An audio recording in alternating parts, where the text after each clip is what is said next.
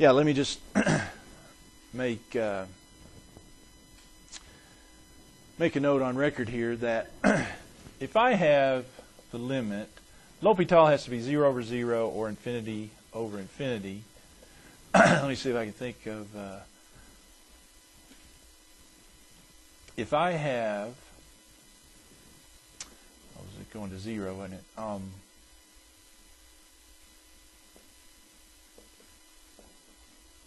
That was one like we had a while ago, wasn't it? E to the x over x.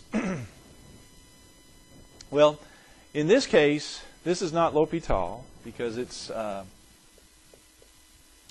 1 divided by 0, right? The top goes to 1, the bottom goes to 0. Well, if so it's not L'Hopital there. This one is just 1. If you think about it here, the top's going to 1, but the bottom going to 0. Well, it's very similar to, if I just have 1 over x. It's very similar to that because the top's going to 1, so the top being 1 is basically the same thing. But yeah, the bottom going to 0, 1 over x as x goes to 0. I guess I need to qualify it here a bit, right or left, because it would make a difference there. If I'm going from the right here, that 0 from the right, this is going to just go to infinity because you've got 1 divided by basically smaller and smaller number, 1,000, 1 divided by 1,000,000, 10,000, whatever. 1 divided by, those are just going to keep getting bigger and bigger and bigger because 1 divided by that number, 1 divided by that number is going to be bigger than the previous one. So yeah, that's just going to be infinity. So if you have 1 divided by 0, something to that effect, that's infinity. What was that? What was that other one? It was basically the same. I think it. Oh, I don't remember what it was. But anyway, some of them, you just have. It was infinity divided by 0. Yeah, infinity divided by 0, same. If you have an infinity divided by 0, something in that form, well, that's going to go, again, infinity divided by something that gets smaller and smaller, that's just going to be infinity as well. Anyway, just wanted to make those points to you in case those come across those. Now, there are some others, though, that we need to talk about a little bit. There's a little more technique to it. Turns out some of them we are going to need a little trick that, well, probably nowhere else you would have need of it. But here's a little fact here. You've got f times g. That can be rewritten as f divided by 1 over g. Now you might be asking, why in the world would you do that? Well, just sometimes you need to, and I'll show you. It turns out sometimes you need it for L'Hopital, to utilize L'Hopital. But anyway, just the fact that you can do that, let me establish that. Just take a look at this. F times g is the same as f divided by 1 over g. So I just took the f and divided it by 1 over that. That's what that happened. And you can do it the other way too. F times g, you say, well, it's g on top and then the bottom. Okay. Those two are the same thing. Now, just to establish that, look at this. To see that those are equivalent, f times divided by 1 over g is the f. Doesn't that mean this? Which means f times what? Which is f times g. Okay. So it is true. Those are equivalent. Now, the question becomes, why would you do such a thing? Change this normal looking thing to something much more complex. Well, I'll show you why. Turns out that if you have an indeterminate product, 0 times infinity,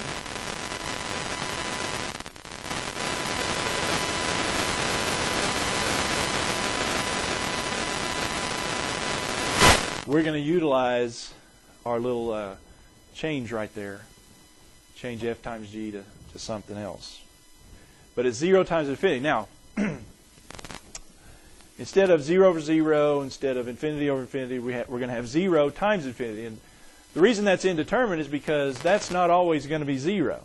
Usually we think 0 times anything is 0.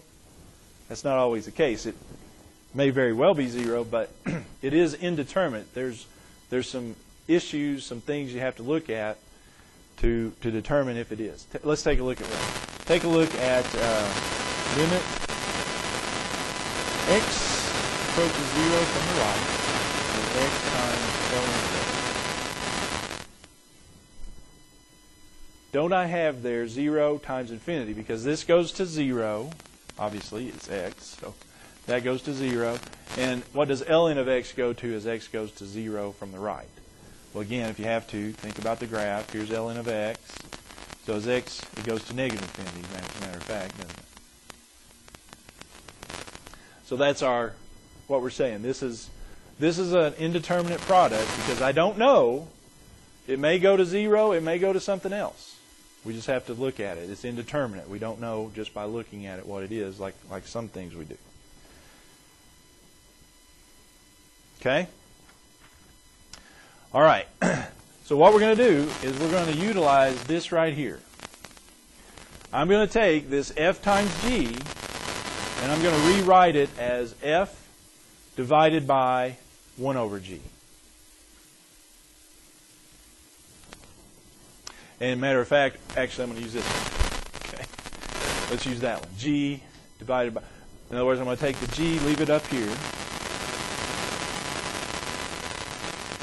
And then the bottom, so what would the bottom be? If I leave this one here, this bottom here, it will be 1 over 0.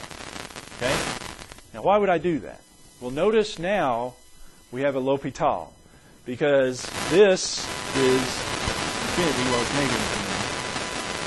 This 1 over x, if x goes to 0, what does that go? So I have infinity over infinity, or negative infinity over. So I can do L'Hopital. By L'Hopital now, do the derivatives. So it's limit as x goes to 0 to the right, 1 over x. And then what about the derivative of that? Would that mean x to the minus 1? Would it be minus x to the minus 2? Or 1 over x squared? Minus 1 over x squared?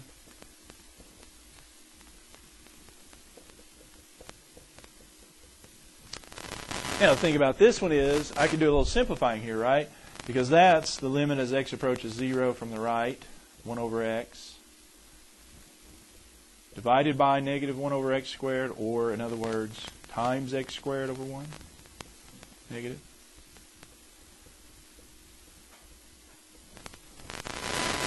If simplifying, that's just x, isn't it?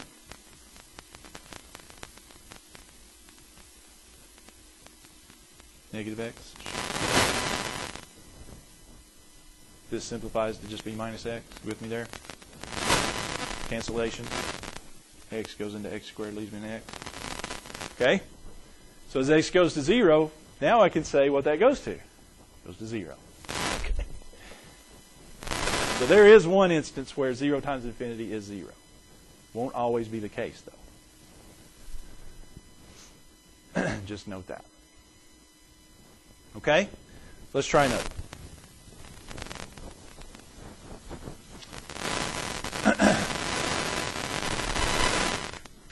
Limit as x approaches 0. X times the cotangent of 2x.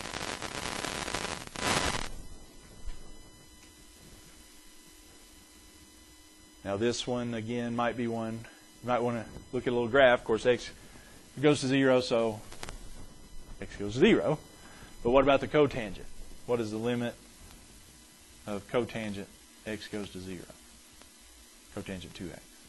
Well, again, look at the graph if you need to. See, that would be 1 over tan 2x. So if you look at the graph of 1 over tan of 2x, refresh yourself there with that. I'll bring my calculator, but 1 over the tan of 2x. Just looking at x approaches 0, what does it look like here? Let's see, tan,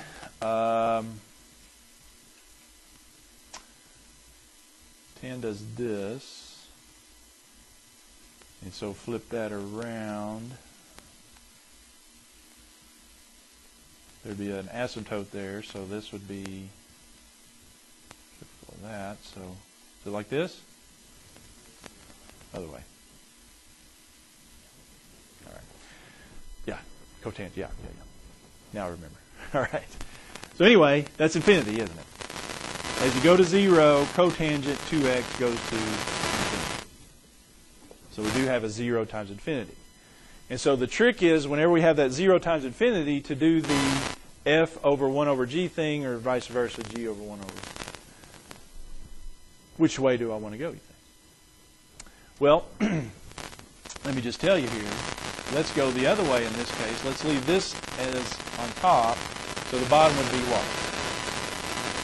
1 over cotangent 2x. Which also works out pretty well, because 1 over cotangent, wouldn't that be tangent?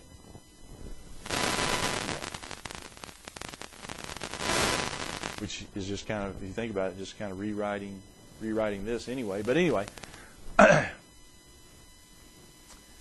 now what have I got? Well, this goes to 0.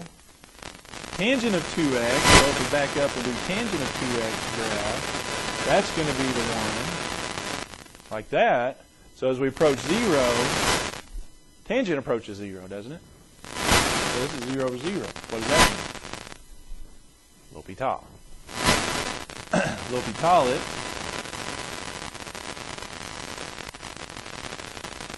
The derivative of the top is 1. Derivative of tangent of 2x, the chain rule, tangent is secant squared. Derivative of the inside would be 2.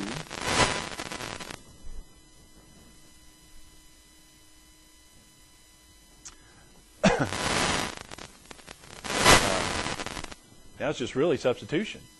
Because secant, what's secant of 0? Isn't that what this would be? Secant of 0? Secant squared of 0. Well, secant is the reciprocal of cosine. Cosine of 0 is 1, so secant is 0 is 1 as well, isn't it?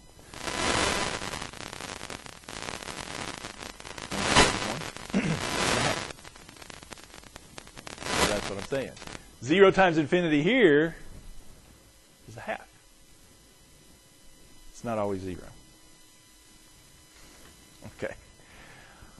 All right, so that's one thing. That's the trick. If you got 0 times infinity, that's what you have to do. You have to do the f over 1 over g thing, or vice versa. Okay?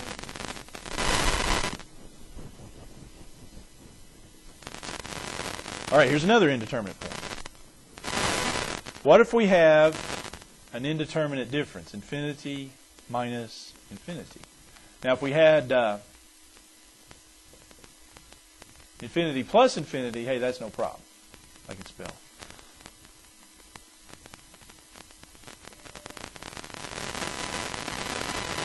But if I have infinity minus infinity,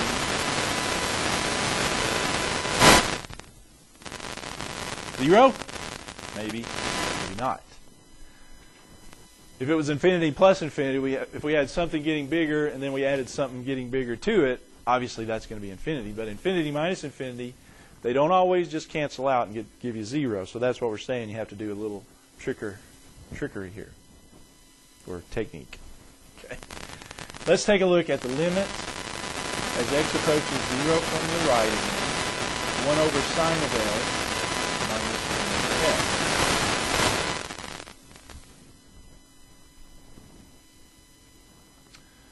Which is infinity minus infinity, isn't it? Because this is 1 divided by something going to 0, and 1 divided by something going to 0 is infinity.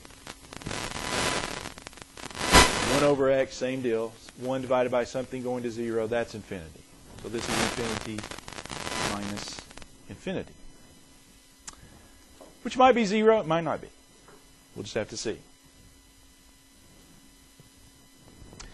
The trick is, when you have infinity minus infinity, if you've got fractions, combine the fractions into 1. Combine into 1 fraction. And so this will be the limit as x goes to 0 from the right. If I combine them into one fraction, that would mean what? Multiply the first one by x over x, and then the second one by sine of x over sine of x. Know what I mean? So that would be the limit as x goes to 0 from the right, x over x sine x, minus sine of x over x sine x. So I can combine them now because I've got a common denominator. So that would be the limit as x goes to 0 from the right. It's x minus sine of x over x sine of x. Well, the good news here is, or the news here is, maybe not that great a news, but it is news. The news here is, what have I got? 0, 0, 0, 0 times this is 0 over 0. Our old L'Hopital 0 over 0 L'Hopital applicable friend. Okay? I can L'Hopital it.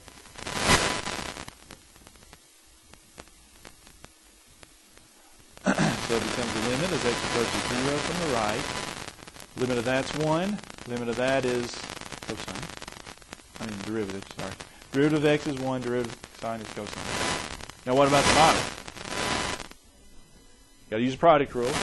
First times the derivative of the second, plus the second times the derivative of the first. Now let's look at the limit as x approaches 0.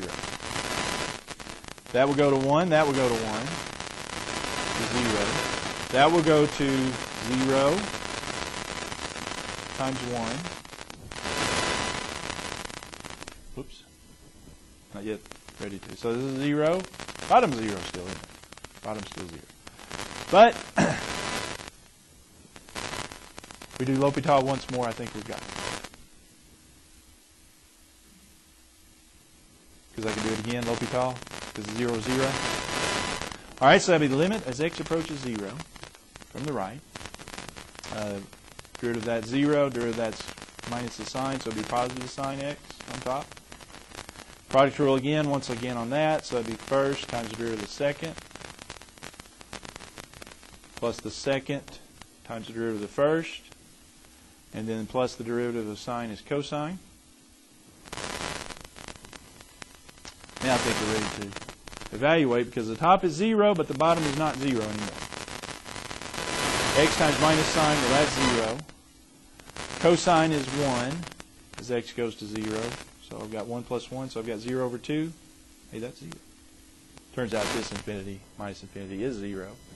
But don't be lulled into sleep on that. It's not always 0. It may not always be 0. But this one is. Is that okay? So if you get 0 times infinity, we saw what to do there. We have infinity minus infinity, fraction. This is what you do here. Okay?